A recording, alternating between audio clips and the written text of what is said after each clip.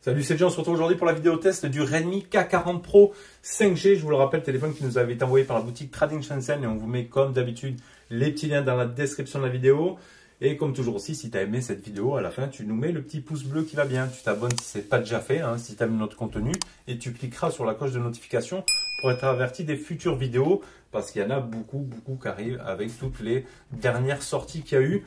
Donc aujourd'hui, le K40 Pro. Après, je ferai aussi le K40, voilà, qui va être le même téléphone, sauf la partie processeur et la partie photo. Donc, on allégera un petit peu le test. Donc, je vais faire la partie photo avec autonomie, performance. Voilà, sinon, ce sera le même téléphone en termes de conception, etc., d'écran et tout. Donc, aujourd'hui, le K40 Pro, on va se refaire une petite piqûre de rappel, comme d'habitude, des caractéristiques. On va se mettre du son. Voilà, pour la partie...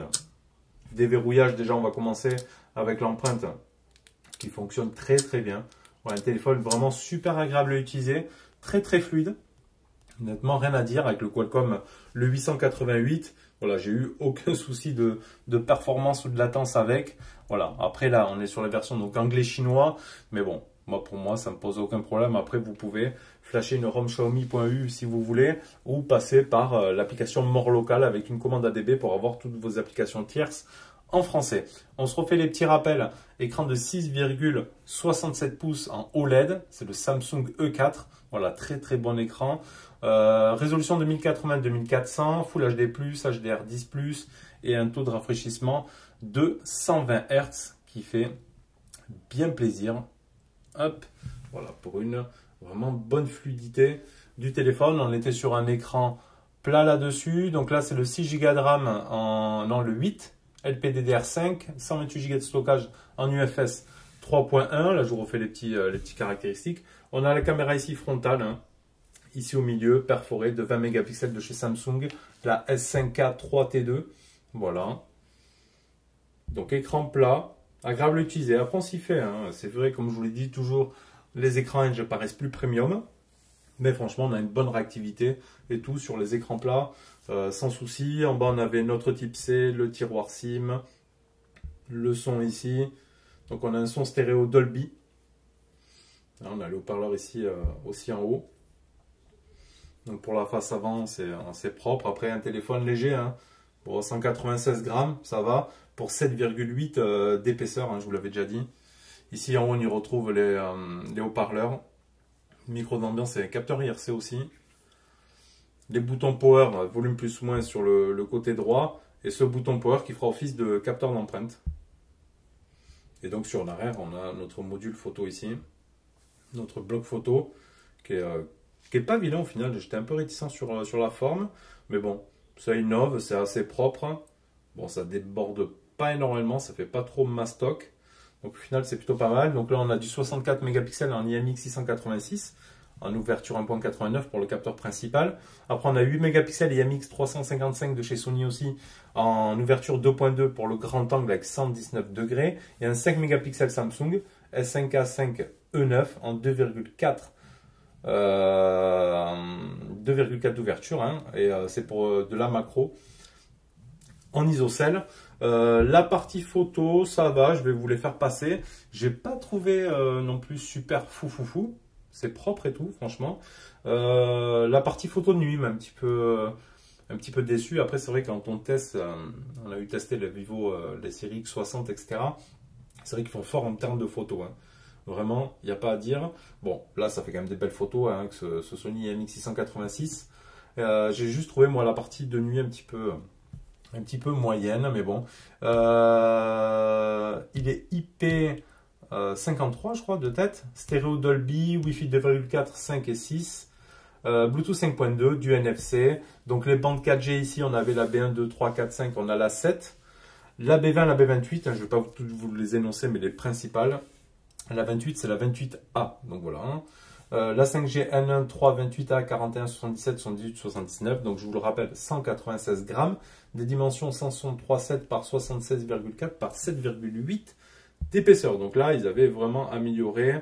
Ils avaient écouté un peu la communauté et arrêté de faire leur téléphone brique, des gros téléphones. Là, on a un téléphone vraiment agréable à utiliser et 4520 mAh de batterie avec une charge 33 watts. Donc là, c'était pour les petits rappels des caractéristiques de ce K40 Pro.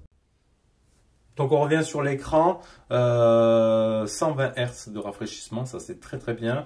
Après on a le choix aussi des couleurs, voilà pour la partie écran. Bon, j'ai trouvé quand même qu'il fallait aller pousser. En plein soleil, il faut quand même pousser la luminosité. Là, vous voyez, si je la mets à moitié avec mon éclairage ici, c'est un peu moyen. On est souvent en fait dans la partie 3/4 et max de la luminosité, je trouve, quand on a une bonne lumière ambiante. Il va falloir pousser tout ça. Donc bon, voilà. On a la partie AI image ici, la super résolution. Voilà pour l'amélioration ici de la résolution. L'AI HDR aussi, on a également. Ici, on a même le MEMC, ils appellent. L'additionnel frame to vidéo. Tout ça, c'est de l'amélioration. La taille d'écran, etc. Les full screen. Donc ça, c'est pour la partie affichage. Et j'ai trouvé, bon après, 120 Hz, c'est fluide. Hein. On peut naviguer vraiment sans souci. C'est très fluide. On peut aller, hop, un petit tour là. Sur l'Insta. Ça marche très très bien. Ça charge très très vite les pages. Aucun souci là-dessus. Et avec le Snap 888, rien à dire. Pas de LED de notif dessus sur la partie écran, mais on aura notre Always on Display ici qui va vous afficher toutes les notifs et qu'on peut personnaliser aussi dans la ROM MIUI. Donc ça, c'est très très bien. Le déverrouillage, on l'a vu en début de présentation, ça marche très bien. Le capteur d'empreinte ici. On a également, je l'ai activé, le double tap avec la roco faciale. Donc ça, c'est quelque chose que j'apprécie, le double tap. Ça marche très très bien. Allez, on se fait un petit tour du firmware. Donc ici, mon téléphone, donc en 12.05. Voilà, j'ai fait la mise à jour suite au déballage. Ici, le stockage, on voit bien qu'on est sur du 128 avec les petites animations ici, là, du niveau de stockage que j'aime bien. Les spécifications, donc ici, Redmi K40 Pro, 8 Go. L'octa-core, donc c'est le Snap 888, Android 11. Et en MIUI, donc 12.05, stable. Donc anglais-chinois, hein, je vous l'ai dit. Ensuite, ici, dans les connectivités, hop, on aura ici la partie NFC. Alors, j'ai pas essayé, mais on devrait très certainement avoir aussi les appels Wi-Fi, je pense.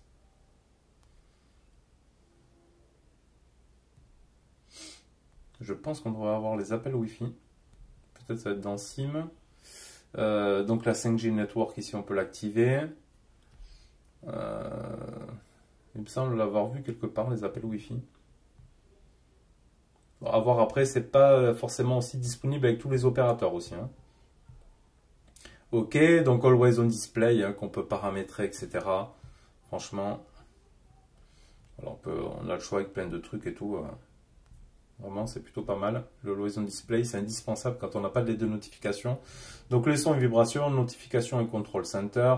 Le home screen aussi, on peut modifier par exemple le nombre d'icônes de rangée en 4-6, en 5-6. Système navigation, ici j'ai les boutons, j'ai pas mis les gestes du coup. Password de sécurité pour la reco faciale et l'empreinte digitale. Batterie performance, application, additional setting. Screen time, après ça va être pour la partie contenu. Donc les langages, on a bien que l'anglais chinois. On n'aura pas de surprise. Donc après, franchement, une bonne ROM MIUI, c'est très bien. Voilà, c'est personnalisable, etc. Donc ça fait bien son taf sur cette partie-là. Allez, on va se regarder le score en tout. Un peu le score de cette bête, hein, du Snap 888, même si on connaît son score. Ah, il me l'a pas pris ou quoi? Installe et test. Pourtant, j'ai fait le test. J'ai fait le test, j'ai dû faire une capture, je pense. J'ai fait le test pourtant. Album. Oui, je l'ai fait là. K40 Pro. 700 037. Alors peut-être il me l'a enlevé suite à la mise à jour. Heureusement que j'avais fait une capture. 700 000 points, voilà, le Snap 888. Donc téléphone très performant et très fluide. Franchement, et qu'on retrouve là, on a vu à 477 €, quoi. C'est juste top. Allez, on se fait un petit PUBG, même si on sait que ça va bien tourner, sans souci. Donc on a la partie jeu turbo ici qui va s'ouvrir dès qu'on va lancer un jeu. Et on pourra tout paramétrer pour bloquer les notifications, etc. Hop, la 5G, on s'en fout. Hop. Et on y retrouvera notre, ici, partie game turbo, ici sur le haut, qu'on pourra gérer et régler. Donc ça, c'est parfait. Donc allez, je lance le jeu, je finis le téléchargement et on se voit tout ça. Allez, le jeu est lancé. On voit qu'on a la possibilité d'avoir l'Ultra HD. Donc là, elle est en cours de téléchargement. Donc je télécharge ça, on se met en Ultra HD. On va rester, on pourra se mettre en réaliste. Donc on va laisser le reste, on va juste laisser le temps de finir de charger l'Ultra HD et puis on lance le jeu. Allez, c'est parti pour le jeu. Donc là,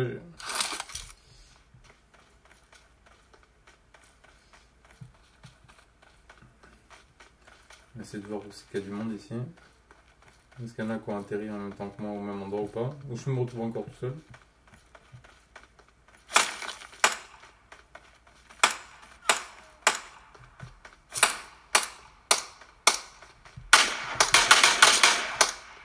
Ouais, il est là, c'est bon.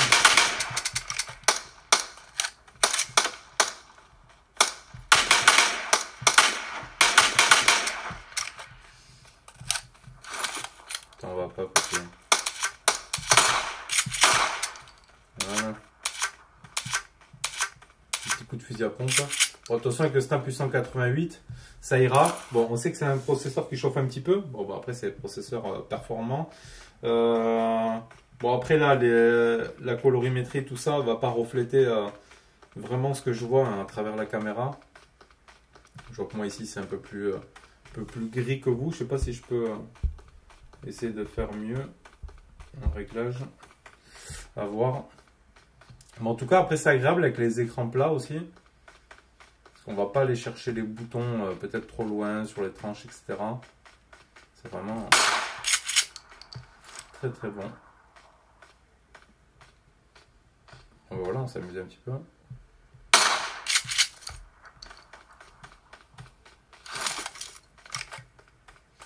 Après, vous allez pouvoir faire d'autres jeux, bien évidemment, que PUBG.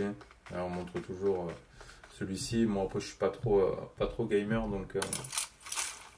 Mais bon, ce sera un téléphone avec lequel vous allez pouvoir faire des jeux vraiment sans aucun souci et avec pas mal de plaisir. Donc la photo sur ce K40 Pro, hein, comme on l'a vu, c'est propulsé avec le capteur 64 mégapixels, pardon, capteur principal IMX 686 en ouverture 1.89. Après on avait le 8MP en IMX 355 donc de chez Sony aussi en ouverture 2.2 pour le grand angle 119 degrés et 5 mégapixels. Un Samsung en 2.4 pour la macro ISOCELL. Donc la macro, on a directement le raccourci ici. On l'avait vu ça au déballage, hein, je vous invite à aller revoir. Donc ici en mode photo, on pourra aller se faire du zoom x10. Bon, j'ai testé, hein, c'est pas trop mal. Je trouve qu'après plus, ça sert pas à grand chose. Hein, vraiment, déjà un zoom x10, on a largement de quoi faire. Après, on a le grand angle. Voilà. Moi, j'ai trouvé juste un peu limite la partie de nuit. Je n'ai pas trouvé ça terrible. Ensuite, en vidéo, on pourra monter sur de la 8K. 8K en 30 fps. De la 4K en 60 fps. Et après, sinon, on reste sur du 1080p à 60 fps. On peut filmer en super macro aussi. Ça peut être sympa. En 1080p, 30 fps. La petite vidéo macro. Donc pourquoi pas. Et on a aussi le mode AI en mode vidéo. Et là, on restera bloqué sur du 1080p 30 fps maximum. On ne pourra pas aller plus loin en mode AI vidéo. Ensuite, en grand angle vidéo, on pourra faire de la 4K 30 fps, de la 4K 60 fps. Par contre, dès qu'on passe en 8K, on n'a plus le mode grand angle. Donc on l'a ici, mode grand angle, on pourra faire du... Ah non, oui, non, il bloque. On peut pas. Dès qu'on passe en grand angle, il repasse en 1080p. Ah, même là non plus en fait. Donc du coup, pour le grand angle, ce sera du 1080p 30 fps. Donc je croyais que vu que c'était pas grisé, on pouvait, mais vous voyez, ça switch ici. Là, si je passe en grand angle, c'est 1080p 30 fps pour filmer en mode grand angle. Donc voilà, à prendre en considération. Après, on a le mode pro, hein, pour ceux qui veulent bidouiller un peu plus. On a le mode portrait avec la AI. Et après, on a plus de choix. Alors ça, j'avais pas vu qu'on pouvait mettre ces icônes-là. C'est plutôt sympa. Donc soit on peut remettre en liste comme ça. Ou si on clique là, hop, on a des icônes un peu plus sympas. Donc on a le mode nuit, le mode 64 MP. Voilà, le panorama, les courtes vidéos, le vlog. Les slow motion GC, timelapse aussi. Le dual vidéo. Donc voilà, ça va prendre vidéo, hop là, ici frontale et arrière. Donc c'est plutôt sympa, hein, si on veut se faire des petits montages comme ça. Ça peut le faire. C'est ce qu'on retrouvait chez Huawei d'ailleurs. Le mode vlog, timelapse, les effets, watermark, le clone, l'edit. Le clone aussi, j'avais testé, vous vous rappelez, sur un Xiaomi. C'est plutôt cool aussi. Et donc le mode nuit, on a dit. Voilà, et le mode nuit que je trouve pas top, vraiment. Après en bonne lumière et tout, là, comme ça fait de très très belles photos. Donc je vous invite à voir, hein, je vais vous faire passer là les photos et vidéos que j'ai prises avec. Mais je vous invite à aller faire un tour en plus sur notre site, hein, Esprit Nous Gêne, là où on vous met vraiment toutes les photos à échelle réelle, hein, en fait, avec la bonne résolution, etc. C'est pas compressé et tout. Voilà, donc vous pouvez les voir aussi sur notre site. On vous met les liens dans la description de la vidéo pour aller faire un tour sur Esprit Nous Gêne, pour aller voir un peu plus la partie photo. Allez, on passe à la suite.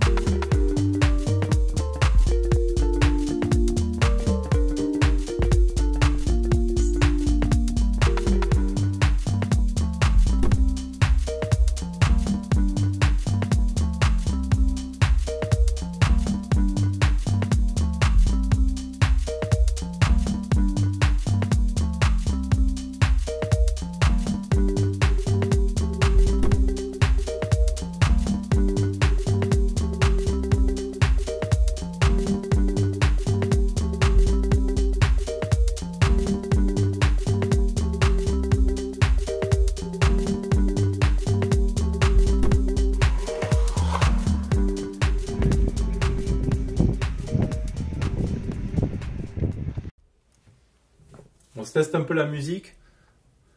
Donc ici avec le son stéréo, on va voir ce que ça donne. On va se mettre comme d'hab ici. Donc son stéréo, ça c'est pas mal. Donc c'est vraiment celui du bas ici en haut. Hein. C'est celui de, quand on le voit comme ça à gauche, qui fait le son stéréo.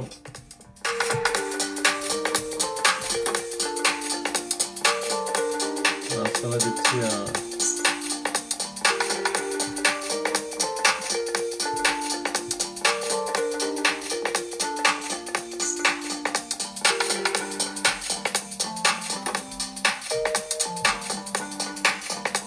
on n'a pas le choix après de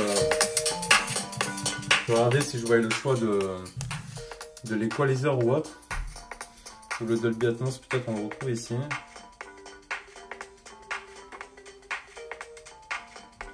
Si j'ajoute là, est-ce qu'il y a un truc Dolby ici? Mi Remote, cherche, non. Donc on va aller dans les paramètres. Je vais regarder un petit peu si on a une option dans le son.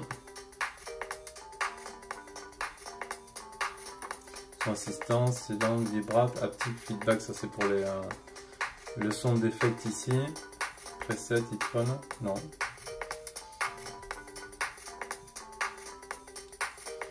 Ça c'est pour le reste.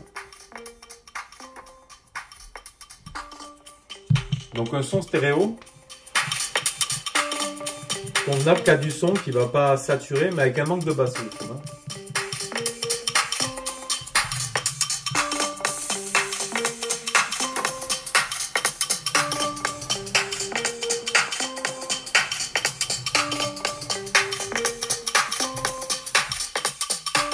Sinon ça va, ça fait le taf. Au moins on a le stéréo et ça, c'est quelque chose que j'apprécie d'avoir le stéréo. Alors on va aller sur YouTube. On va aller se regarder notre vidéo. Costa Rica 4K, comme d'hab. Téléchargez l'appli Amazon et vous pourrez faire vos achats. Hop, comme ça on va voir un petit peu ce que ça donne sur cet écran. Là j'ai mis la luminosité à fond. Donc là on échappe ça. On va s'agrandir ça, hop, le max 2160 par 60. Donc là on a agrandi l'écran. Vous voyez, on a le poinçon quand même de caméra au final qui est pas si gros que ça. Hein. Hein, il n'est pas énorme ce poinçon. Donc on le voit quasiment pas. Vous voyez, c'est quasiment... c'est pas gênant, vraiment. Après on a un bel écran. Hein. Le Samsung 4, vraiment c'est un super bel écran.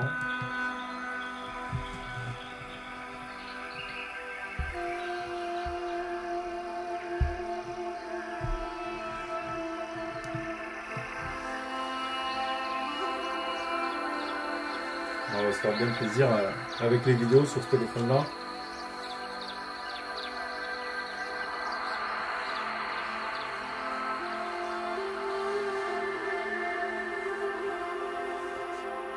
Ouais, franchement, c'est plaisant. La Wi-Fi charge assez vite.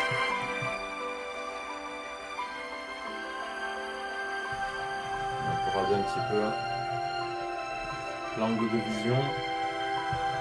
Il est très bon aussi.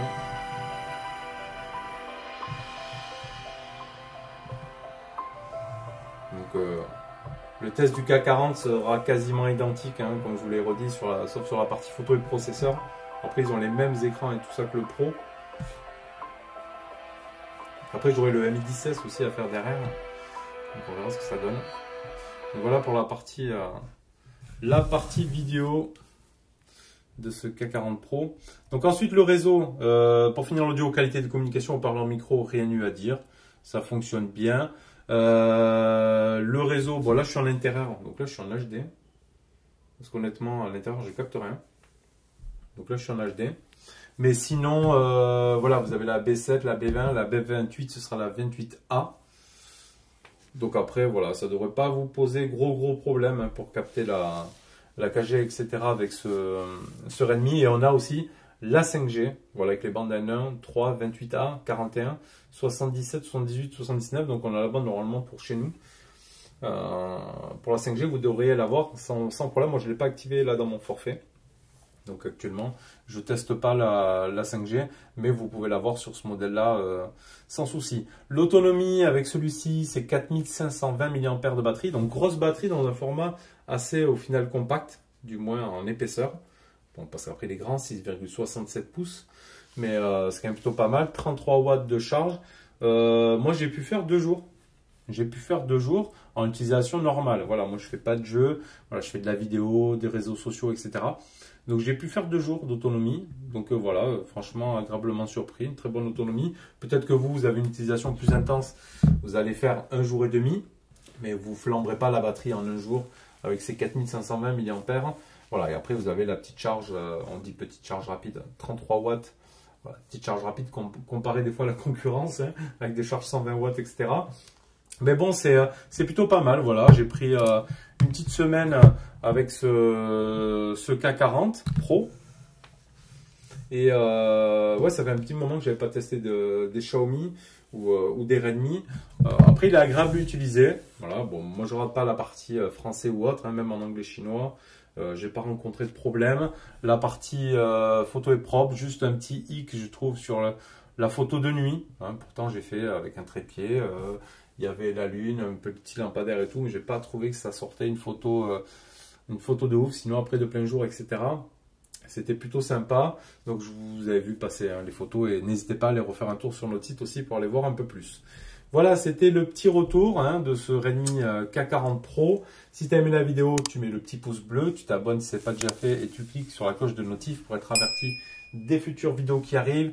On a du ROG 5, du Red Magic, donc moi il me reste encore le Redmi K40 Mi 10S. On aura les OnePlus 9 qui vont arriver. On a pris les Mi 11 Pro, Mi 11 Ultra, il y aura le Fold. Il y a plein de trucs, donc abonne-toi. Vraiment, tu ne seras pas déçu par tout ça. Donc on a fait le tour de tout. Et moi je te dis à bientôt pour une prochaine vidéo. Allez, merci. Tchuss.